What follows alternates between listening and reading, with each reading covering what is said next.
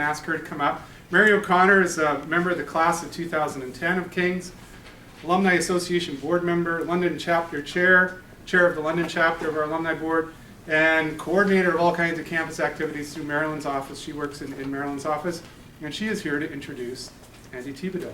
Mary. Now hold on for a second. I've learned, being a professional speaker, that the mind can take in what the bum can contain. And that is, I work in a lot of gyms. I don't know about you, but I get a little shifty. So can everybody stand up for a second before I do my little talk? I am known as the spirit guy. And I just want to briefly teach you the cheer I came up with in 1991 when I was spirit leader here, and it's to the song Bingo.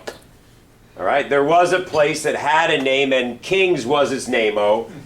K-I-N-G-S, K-I-N-G-S, K-I-N-G-S. King's College is the best. So we want to do that one line with you. That's all I want here. There was a place that had a name, and King's was its name-o. K-I-N-G-S, K-I-N-G-S, K-I-N-G-S. King's College is the best, and it is. Have a seat. Well done. Thank you. Still got that spirit going.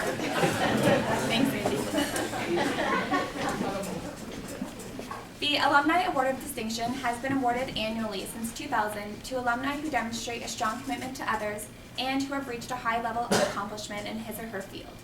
King's has so many dedicated, passionate, and talented alumni to its credit, the awards committee is never without an impressive list of nominees. These individuals are a tremendous credit to King's, as we often hear that this sentiment is mutual, that King's is where an idea was born, values were infused, and a passion was nurtured. We often hear that this is where it all began. This award is to recognize those alumni whose accomplishments and expertise are a reflection of the values of King's. I would like to take the time to congratulate Andy Thibodeau on his Alumni Award of Distinction. Andy graduated from King's in 1993 and was voted Most Spirited Male Graduate of that year. Today, Andy travels across Ontario to speak with students of all ages. To date, Andy has been to over 2,000 schools, universities, colleges, and conferences across Canada and the United States. He has provided the keynote address at the Canadian National Student Leadership Conference, the USA National Association of Student Leaders Conference, and every provincial student leadership conference in Canada. His message is making care contagious. Throughout Andy's great successes, he has never forgotten about his alma mater, King's.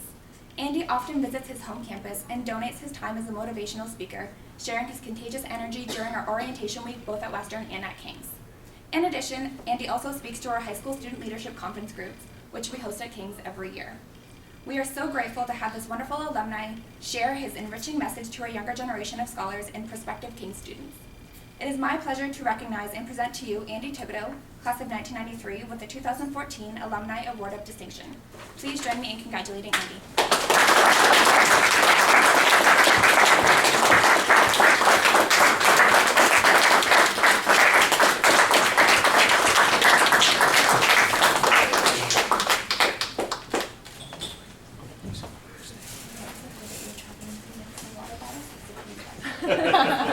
You're in the rumor already. We did.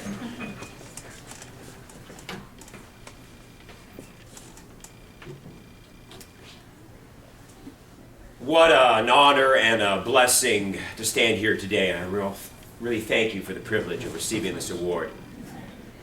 About 8 years ago, after speaking to all the first-year students at King's, I was presented a soft shirt. One of the activities I do is called Making It Rain, so they called me Rainmaker was my soft name. And apparently my degree is in an honors in motivation and inspiration.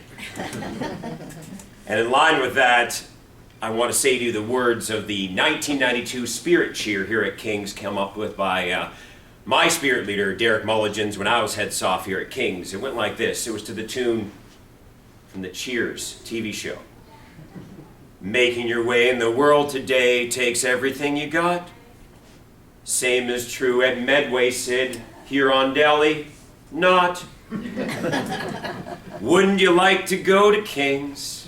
Sometimes you want to go where everybody knows your name. And we're always glad you came. You want to go where people know parties are never lame. After King's, you'll never be the same. And then all the frosh yelled out, Norm. The early 90s with words like not and referencing Cheers. King's was a gift that grew the more I shared it with others. King's was a gift that only grew the more I shared it with others. It started with a gift from my guidance counselor at Laurier Secondary School here in London, Miss Swinnerton. When I explained I wanted to teach history and geography as my career, she went, "History? Well, then you want to go where I went. Well, where'd you go?" King's College. And the tour was arranged. The gift of Mom and Dad, who joined me on that first tour and provided all that love and support that allowed me to attend here. My mom, who made my lunch every day, and my dinner on Mondays and Wednesdays, which I often ate in this very lounge, TV in the corner, watching Perfect Strangers, watching Cheers, watching the 1991 Gulf War, right there. My mom couldn't attend today. She had booked 5 months ago a trip to California that departed 3 days ago, so California, hang out with me. She chose California. But nonetheless, she came to see me speak 3 weeks ago with my family at Brescia, and I was able to stand in front of all those wonderful women and thank her publicly for her support. I videotaped the grad party in 1993 that my parents hosted. I'm so glad I did. And I stood up in front of all my friends and I held my mom and dad's hand on either side as I stood beside them. As I was trying to figure out how to thank Dad, I saw the video recently and I said this. I said, "Dad, I want to thank you for your strength and for your gift of the gab." To which my dad said, "Oh sure, blame me." In my typical dad fashion. And then my wife and my in-laws know my dad well. Of course, he leaned forward, that big smile.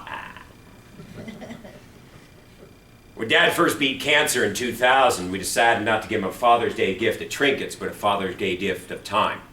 And we bought Western football season tickets. And for 10 years, me, my brother, my mom, and Dad went to Western games.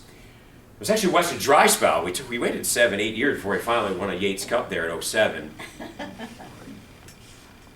With his terminal diagnosis of cancer back in August of 2010, my dad's good friend Gary Jubenville, who worked for Coach Haler and Coach Marshall and still works up there as a volunteer with video and computers, commissioned this jersey in Dad's honor, and I wear it now at every game. 2 weeks after Dad's passing, the fall of 2010, we went to homecoming. And on the first drive, Donnie Marshall backs up and tosses a 70-yard bomb to Andrew Thibodeau for the opening touchdown. And there were tears in my brother's and I's eyes as we couldn't believe that a man with the same name as me scored the first touchdown. King's gave me the gift of education. I had 4 of the 5 history titans here teach me. Jarvis, Killen, Webb, Duchazak. Each taught me twice. Balanced with my psych courses. Skinner right here, still here, fantastic. English, Biz 20, and of course my geography minor up at Main campus. And what a blessing to major in history, inspired by those 4 men. Professor Webb has, well, anybody knows him, has that great comedic edge to everything. I still remember him talking about the Schlieffen Plan during World War I, where Schlieffen told everybody who would listen to him, "You got to keep the right wing strong." In the middle of his wedding, "You got to keep the right wing strong." You could just see Professor Webb, and anybody who would listen, "You got to keep the right wing strong." At his deathbed, he would motion his nurse, "Come here. Keep the right wing strong." I can still see him doing that. Of course, they didn't keep the right wing strong, and that's why they lost World War I. I can still see Jarvis with that big smile as he made Canadian history so interesting. Because it was interesting. And my last course I took here, I took 4th year only 1 course because my motivational speaking was really taking off. It really was. I mean, I became head soft, so I had to take 1 course. But a lot of schools were booking me, so we worked something out. I'll just take the 4th year American history course with Duchazak on Monday and have the rest of the week to do my motivational speaking. And how cool was it to be at the old Silverwood building, around a big wood Knights of the Round table, 22 students discussing American history. Only at King's can you do that. being inspired by MLK, JFK, and just the amazing presentation by the classmates. I still remember one of my classmates getting up and talking about the Kent State Massacre in 1971-72, and then using the song Ohio by Neil Young. And I knew the song, but just, isn't that what education's all about? All of a sudden you listen to the song completely differently now. 4 dead in Ohio. And those haunting lines, how can you run when you know, when you see the image of that student standing over the other student. And I just never forget those things. I never forget Schlieffenplan. I never forget 4 dead in Ohio. When you're sitting there with Professor Killen and you're talking about Ontario history, and he taught you to read both sides of the story, French, English, Protestant, Catholic. Just when you thought you understood one side, oh, I agree with that. Oh, wait, they got a good point too. Isn't that what education's all about? Challenging us to look at the world differently, how we can improve it, how can we learn from it, and that there are often not 2 sides of the story, but often 7. But actually my most talked about class, and every first-year student here at King's, and when I speak at other universities, Wilfrid Laurier has me speak every year, Wilfrid Laurier Brantford, Queen's for many years, Waterloo for many years. They, by the way, pay full price. My most talked about class is English 20 with Professor Orange, because my first essay was a 62. And I booked an appointment with him. I said, "Sir, how can I do better?" And he showed me. And my next essay, I got 68. But he was such a tough marker, and I still remember him saying, "I'm going to be real hard on you, as you already heard, 2 or 3 kids have already dropped my course here in September. But when you get 80s in 3rd year, you'll be thanking me." And I was thanking him because he was hard on me, but I learned to write a university-level essay and thus was prepared for my history major. There's the gift of the career that I love. You know, and you had to get your motivational speaking experience. It started here. When you're doing classroom presentations in front of these titans, you got to be good, right? You got to be good. And then I was a soph for 3 years, and you just learn to speak on your feet. But of course, a big part of it was taking speech 143 with the great Professor John Campbell. I mean, how cool is that? That in 3rd year, I'm starting my career in speaking. $150 there, $50 there, $25 there, free presentation there, and then going back to class and telling everybody about it. Using the insight that Professor Campbell was teaching me at that very moment, and going out and using it, speaking at South, speaking at Montcalm, speaking at Beale, speaking in Goddard, speaking in Halifax. What a thrill to have Professor Campbell sit in the back row at Lucas back in '94 and seeing that I was using what he was teaching me. By the way, from August 1st to December 1st, I'll visit Alberta, Saskatchewan, Quebec, Prince Edward Island, New Brunswick, Nova Scotia, Newfoundland, Arizona, California, New York, Michigan, and 50 places in Ontario. Very thrilled. The gift of fun and friends. Oh, I had a good time at King's. I really did. I really did. Too many friends to mention, but through classes and being a soph and the special events and football and the pubs, the fast show, got all my King's Ball glasses. There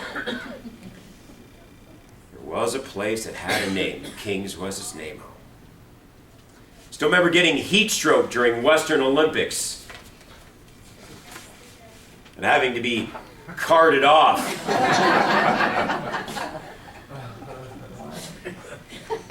And you see Karen there, Karen who may just run for MP. She's Joe Preston's right-hand woman there down in St. Thomas. Karen, all the best as you consider joining the government. And Karen, just the friendships, you know, sitting with me the whole time as I had heat stroke. All the guys taking me over to their house there on Epworth and getting me some Gatorade. Having to watch a cheer-off. Can you imagine me? I had to watch the cheer-off that year. It was so weird not to lead it. But still, we won the King's Spirit Award, the gift of fun, friends. And finally, the gift of leadership. You know, coming to King's, it was cool, it was popular to give back, right? And as I watched my orientation week leaders, and as I watched my student council in first year, I thought, I want to be like them. I want to be one of them. And it was just so easy to get involved with here, and I was so appreciative of that.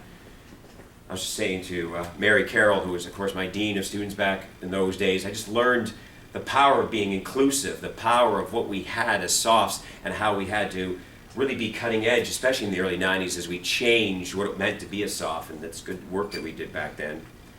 And after 3 years of being an Orientation Week leader, I wasn't ready to stop. Oh, no, I wasn't ready to stop. In fact, when I wrote my last exam, it was correspondence through University of Waterloo. I needed that one science credit because I decided to go BA rather than honors, so I needed that one science credit. So I had to take correspondence through Waterloo, listening to the cassette tapes. And I wrote that final exam on my own in a room up there in Silverwood, and Dr. Dujacek was next door to officiate, and I was done. That's how it ended. It was kind of with a bit of a whimper, not a bang. And that summer of '93, and I still remember putting on my Walkman and listening to No Rain by Blind Melon as I walked down the street like this, but also thinking, I want to come back. And that started my tradition of speaking every summer to the softs for free. Kelly Perry Bakke took over for me. Then '97, they said, instead of Dr. Killen talking to all the first-year students, would you like to talk to all the first-year students? And Jerry always bugged me that I bumped him. But and what a blessing to speak to every first-year student since 1997. Finally, the gift of family. Because I got inspired to return to King's, Western became aware of me, and I started doing work up there, Huron, Brescia, Med, Sid, Delaware, etc., etc. My friend Chris became the assistant head soft at the Faculty of Music and said, why don't you speak to the Faculty of Music? I said, sure. So in 1995, after speaking, he said, come to the pub. So I came to the pub there at the Elephant Castle. I get on the dance floor. All the Foot Patrol softs join me. As I'm shaking hands, one young lady reaches over, pulls me over and said, I went to Laurier Secondary School too. I said, cool. And as I looked at her, I said, how you doing?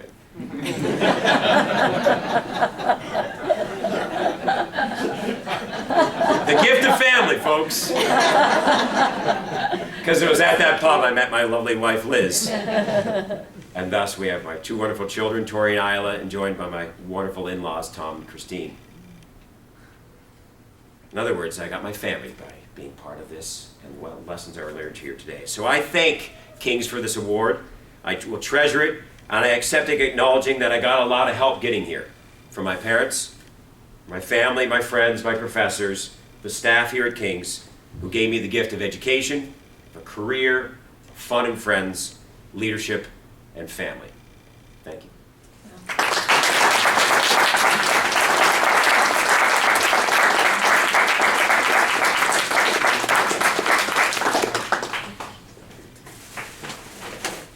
Andy, when I was a little younger, my father said to me, he said this to all our brothers and sisters, there's 5 of us, he said, it goes like this, you've been given a whole bunch of gifts. God's given you a whole range of, and they're all different, and your job in life is to figure out what they are and honor them. So I think with both our grads, we are good examples of people that have figured out what their peculiar, sometimes, strengths and gifts are, and to give back in a way that's meaningful. Now we have a bunch of humanities profs around here that have been pushing at EPC about introducing something called Loquentia Eloquenti. Loquentia Eloquenti, I should know my Latin better, which is an old liberal arts, the Jesuits picked it up, when everybody should be trained how to speak clearly and effectively, and we should integrate that into our curriculum. I think you could be our first chair. Sign me up. So thank you both. Thank Kant and Andy, congratulations, and thank you for doing that. Ask Katrina to come up. I think we have a door